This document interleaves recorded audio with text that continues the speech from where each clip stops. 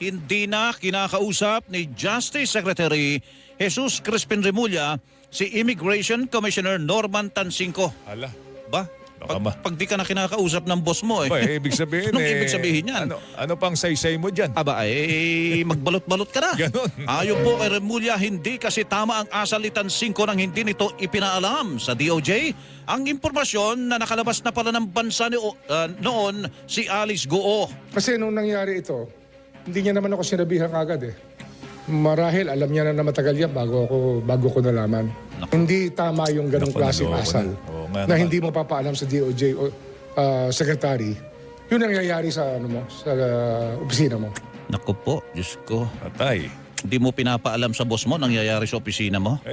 Sa private sector yan, sinisisante yan pare. Hindi pwede yan. Naman.